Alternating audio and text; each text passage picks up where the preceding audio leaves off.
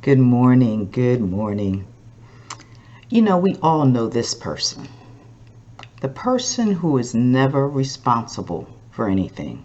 The person who never holds themselves accountable.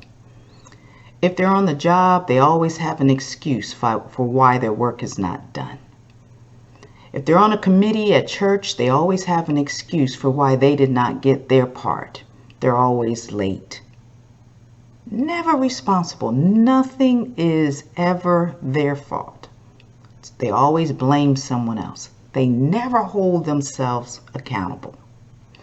The definition of accountability, according to Merriam-Webster dictionary, says it's the quality or state of being accountable, especially an obligation or willingness to accept responsibility or be accountable for one's actions. Do you hold yourself accountable? We may get away with it here on earth, but nothing escapes God. It says in Hebrews 4:13, nothing in all creation is hidden from God. Everything is naked and exposed before his eyes, and he is the one to whom we are accountable. Saints, we all have a personal accountability to God, and we cannot get away from it. And we can't blame someone else for where we are lacking. We are accountable to God. There are several examples in the Bible where people don't want to hold themselves accountable. Look at Adam. In Genesis 3:12, it says, Adam blamed Eve. He said to God, "It was the woman you gave me who gave me the fruit, and I ate it. It wasn't my fault. You gave me this woman. She gave me the fruit." Then there was Cain. God asked him, "Where's your brother Abel?" He says, "I don't know. Am I my brother's keeper?" See, no responsibility. He didn't want to admit what he had done. And then there was Pilate. The Jews brought Jesus before Pilate, and Pilate knew Jesus was innocent. But would he stand up for justice? No. This is what he said. "I am innocent of this man's blood. I'm washing my hands of this. It is your responsibility." See, people don't like to be held accountable. They don't want to be responsible for anything.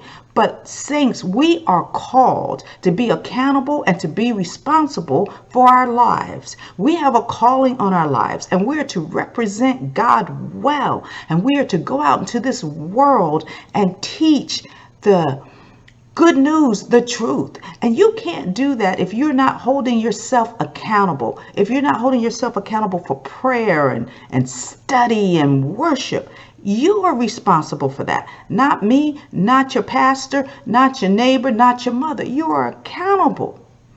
Now, we can ask for help. It's wonderful to have an accountability partner. I have one. There's someone who I have given permission to let me know when I'm off track. That's good. But when the day comes that you stand before the Lord, it will be just you and the Lord, and you will be personally accountable for what you have done.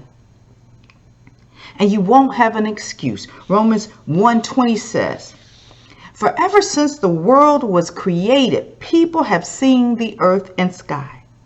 Through everything God made, they can clearly see his invisible qualities, his eternal power and divine nature.